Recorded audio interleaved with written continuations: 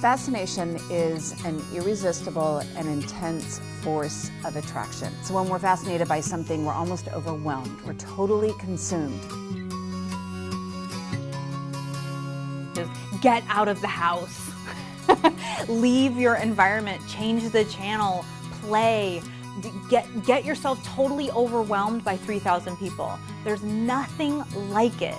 The opportunities that you have when you attend a conference like the HOW Conference, I think is endless. But I think most importantly, you get to connect to a community, one that is really the type of people we wish we could talk to every day.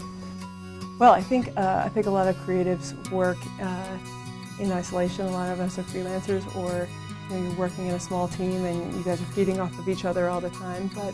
But with your head that much down in your work, it really matters a lot to go out and meet other people and other perspectives.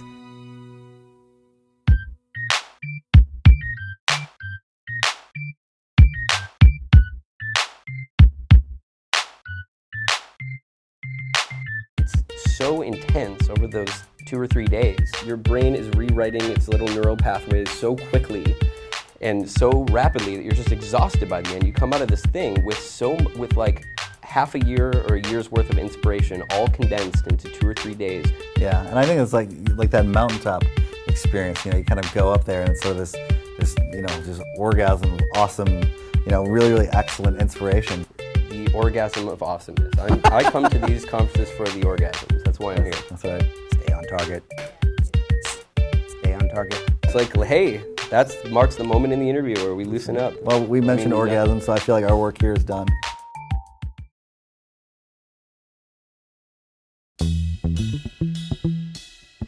A couple years ago at the HOW Design Conference, I did a presentation called Living a Creatively Curious Life. And the whole point of doing that session was about finding inspiration outside the industry and finding inspiration in your day-to-day life. With a color inspiration from pigeons or something, it's like the sort of nuisance on the street you don't pay attention to. They got beautiful subtleties in the colors in them, and if you just are able to take a moment to see that, there's palettes you maybe hadn't seen before.